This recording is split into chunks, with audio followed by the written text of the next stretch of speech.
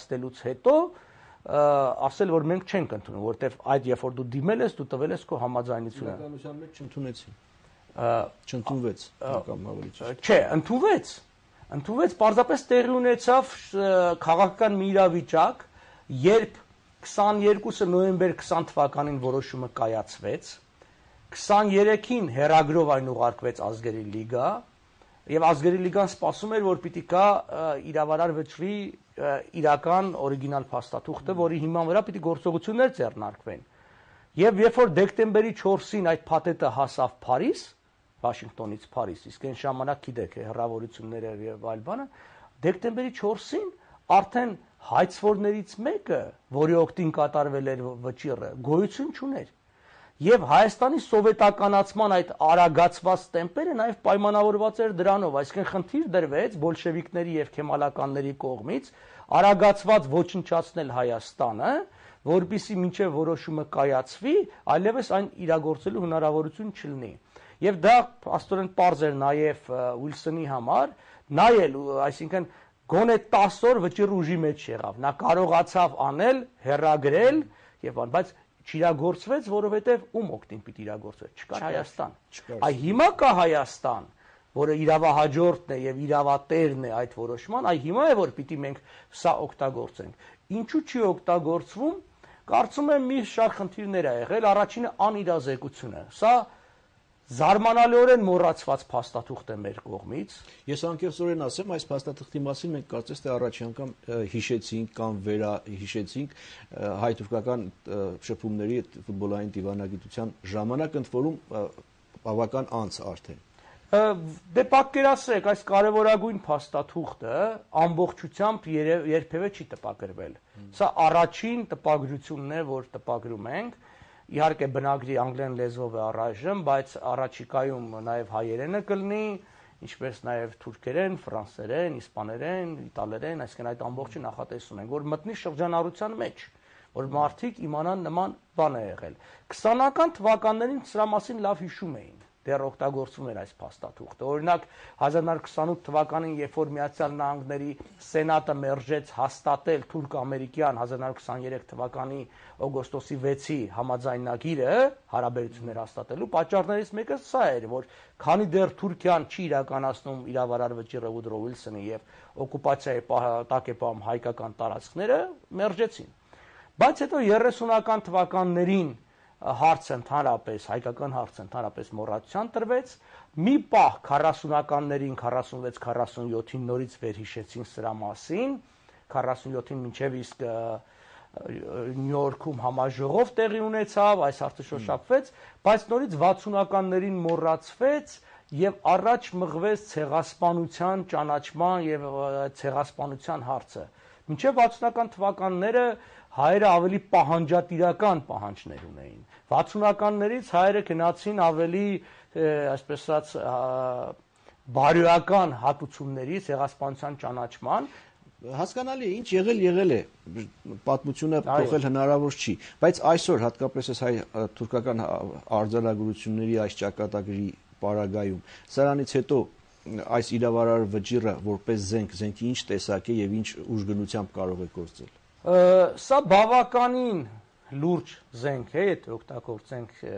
ձեր բառը, այո, որտեղ իսկապես զենք է, որտեղ ուժային պայքար, ընդհանրապես դիվանագիտությունը ուժային պայքար է։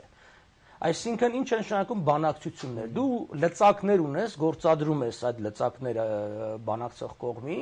եւ նայել իր լծակը։ Այսինքն լծակ ունենալը խիստ կարեւոր է։ Հիմա պատկերացնենք մի իրավիճակ, որ մենք այս փաստաթուղթը, որ տպագրելուց հետո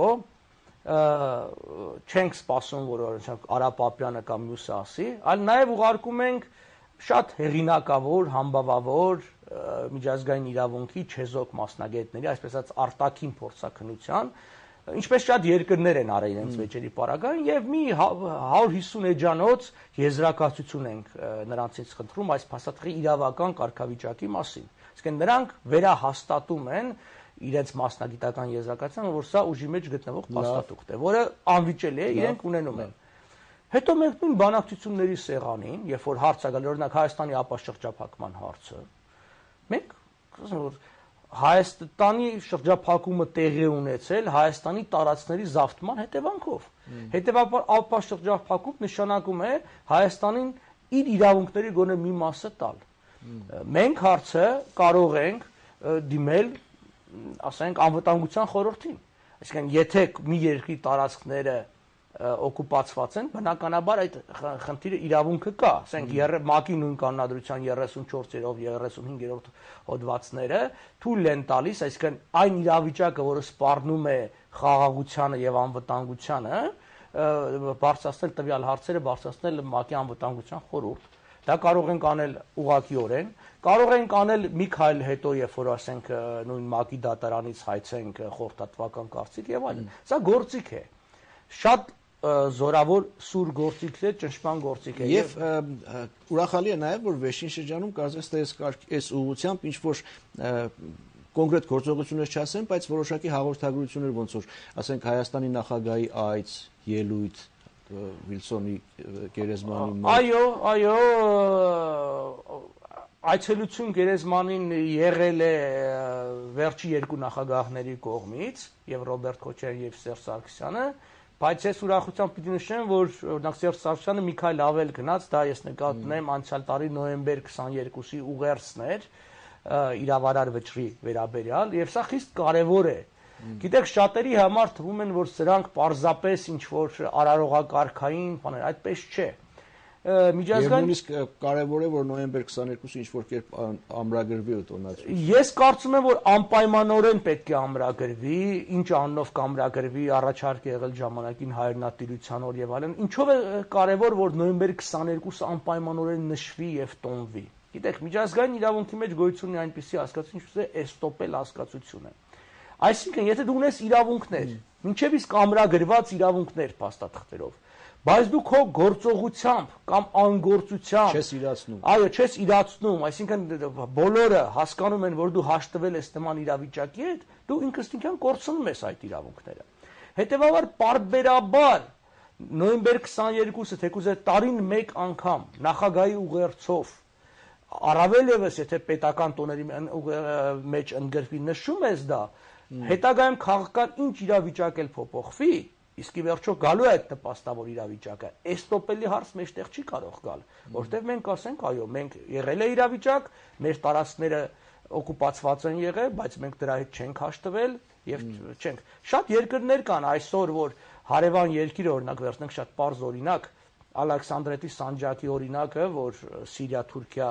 ասենք, տարածքային վեճ է, եւ Սիրիայի հարաբերությունները այսօր ուղղակի Թուրքիայի հետ փայլ ունեն, բայց Սիրիայի բոլոր պաշտոնական քարտեզների մեջ Ալեքսանդրետի Սանջակը նշված է որպես սիրիական տարածք։ Ինչու՞, որտեղ այդ էստոպելի խնդիրը չառաջանա, այսինքն Սիրիան չի հաշտվել իր տարածքների կորուստը։ Դա չի նշանակում, որ վաղը անպայմանորեն ինչ որ քայլեր պիտի ձեռնարկի, բայց գիտեք, դիվանագիտություն ու քաղաքականություն այնպես է, որ դու քո բոլոր հնարավորությունների դռները պիտի բաց պահես։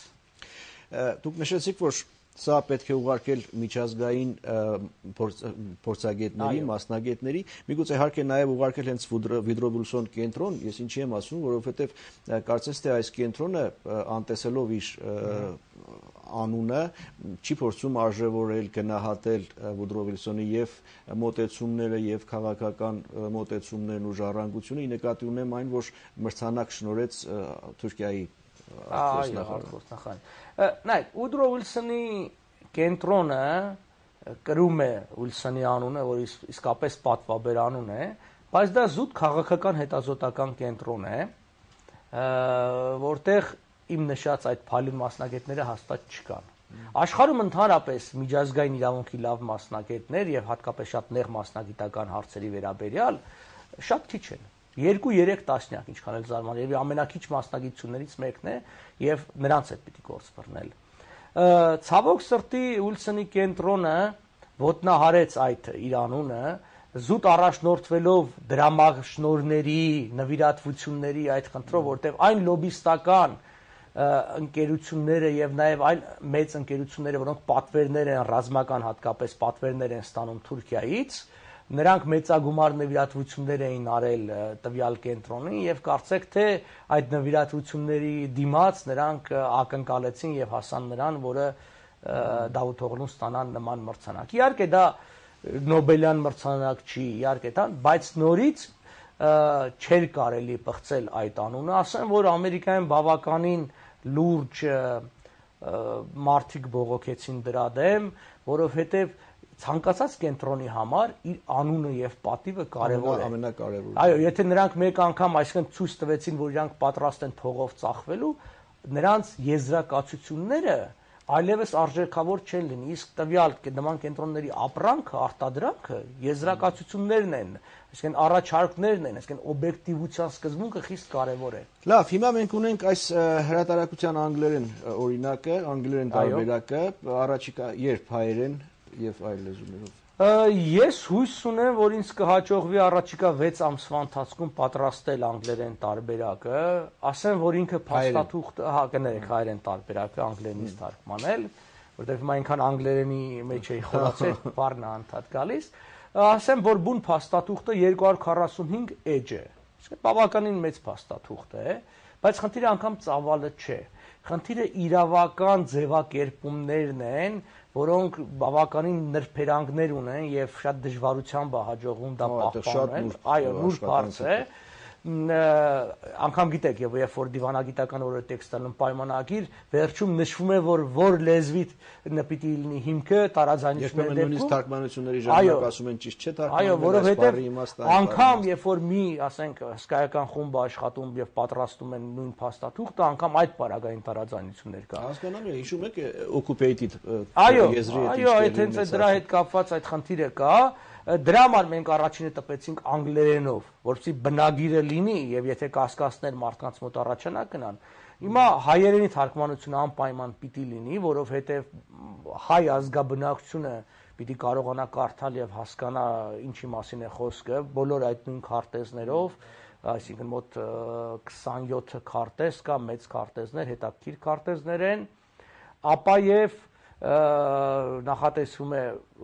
թուրքերեն, որը ուզում ենք հնարավորին չափ արագ անենք, որպեսզի նույն թուրքերը կարդան, բնականաբար աշխարհի շատ այլ տարածված լեզուներով պիտի լինի աստիճանաբար։ Հայերենը ասեմ, թերևս կլինի նաև առանձին ծանոթագրությունների ավելի մի մեծ տեքստ, որպեսզի հայ ընթերցողի համար շատ բաներ ավելի հասկանալի լինի։ Լավ, շնորհակալություն նախ կատարած աշխատանքի համար, շնորհակալություն նաև մեր հրավերն ընդունելու այս զրույցի համար եւ սպասենք հայերեն տարբերակին, սպասենք նաև շրջանառությանը եւ հնարավոր արդյունքների։ Ես կարծում եմ, որ արձագանքը պիտի նպաստ լինի հայության եւ Հայաստանի Հանրապետությանը։ Շնորհակալ եմ։ Այսքանը երկրի հարցը ծրագիրների եթերում ես զրուցում էի Modus Vivendi կենտրոնի ղեկավար Արա Պապյանի հետ։ Լավ մնացեք։